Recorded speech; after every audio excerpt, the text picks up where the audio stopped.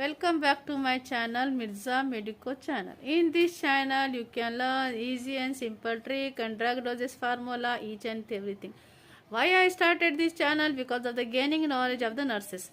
Nurses is very important, playing important role in the hospital, and without them so many things is not possible. So nurses should know each and everything regarding the patients and what we have to do, rules and regulation and policy procedures.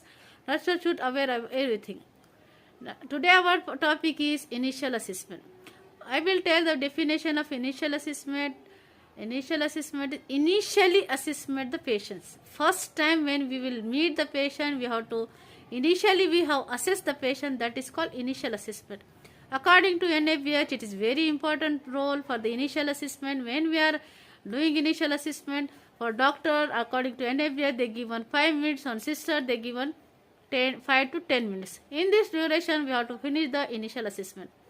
Initial assessment, why we have to give, means what is the purpose of initial assessment, means we have to make it will be helpful for our good treatment. We can gather all information about the patient and we will collect the all history of the patient. It will be help for the treatment and we will make the good rapport with the patient, so patient can free to discuss with us each and everything. So that is our initial assessment. Now we'll discuss about initial assessment till what time we have to finish. Within 30 minutes to 4 hours we have to finish it initial assessment. Then we have to shift the patient to the very department. Then we have to do the initial assessment, that is called not initial, that is re-initial assessment. Within 24 hours we have to complete the initial assessment. What is the factor in the initial assessment means, first we have to do if emergency life-threatening patients A, B, C, airway, breathing, circulation and SpO2 we have to check.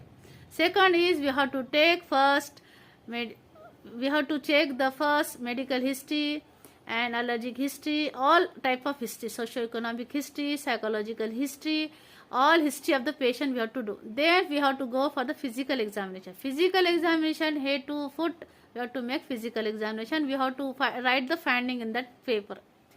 Second, we have to go systematic examination. Systematic means system. Whatever system is there, we have to head to feet. What are the systems? We have 11 systems. We have to do with 11 system, we have to make all according to system. We have to write the finding. Like CNS system, respiratory system, cardiovascular system, reproductive system, urinary systems. Each and everything we have to enter physically examination and systematic examination. After that, we have to check the vital signs and we have to take all information and we will, after this